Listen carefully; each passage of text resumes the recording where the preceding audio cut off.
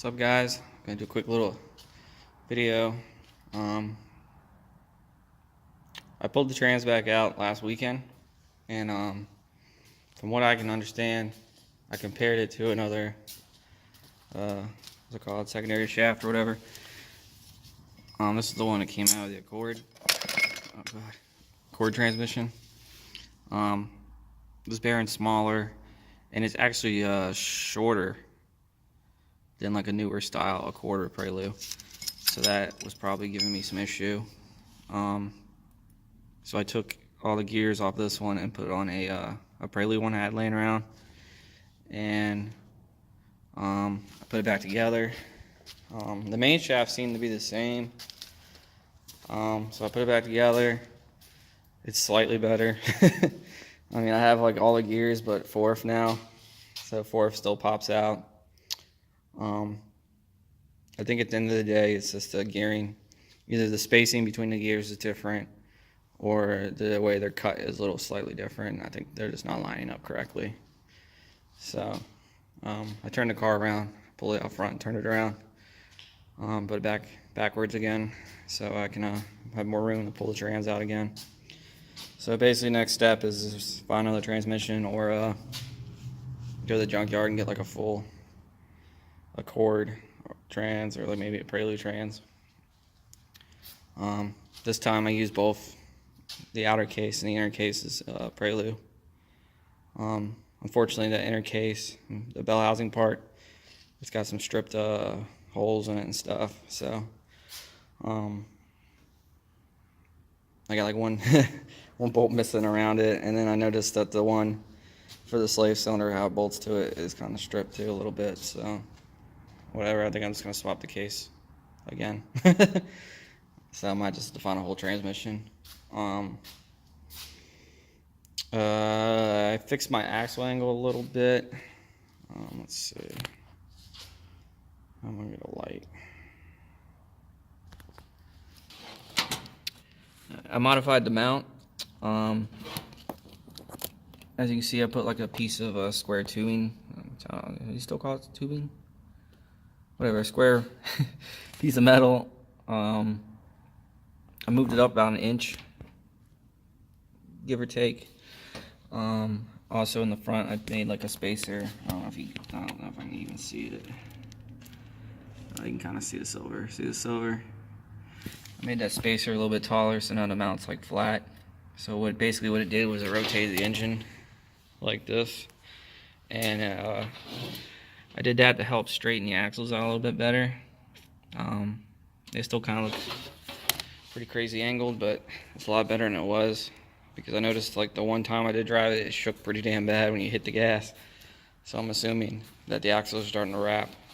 So hopefully that like saves my axles a little longer.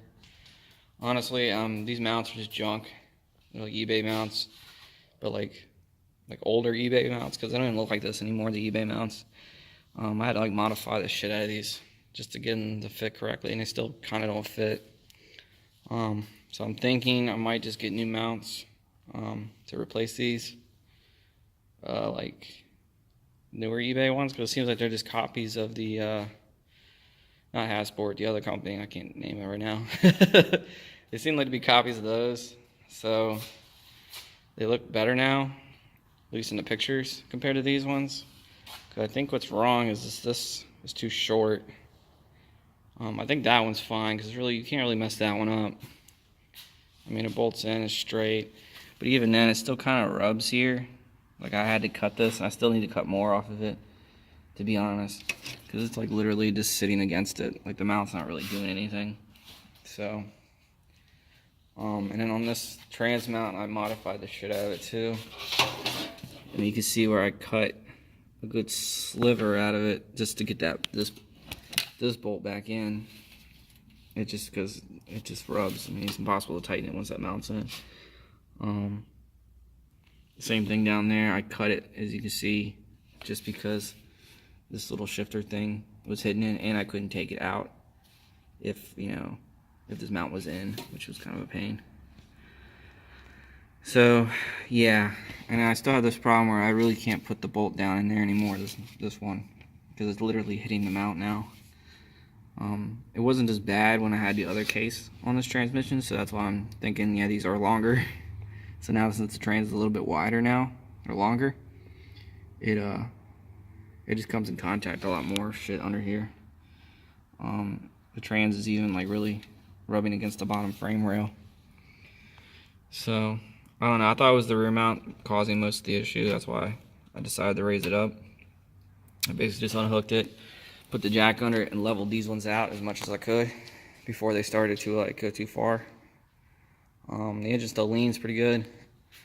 The exhaust, it still kind of lines up. It's a little pointing up now. Not too bad. It still seals, so whatever. I guess worst case, I can cut the header and bend it down. But then again, I'm not really going to rerun this motor that much longer.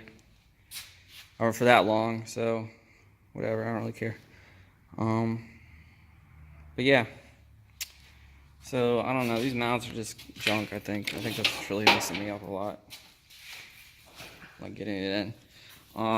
The ground clearance is kind of shitty, if you notice. Like, that's like my fist, and I hit the pan. It's like basically like a fist. A fist between the oil pan.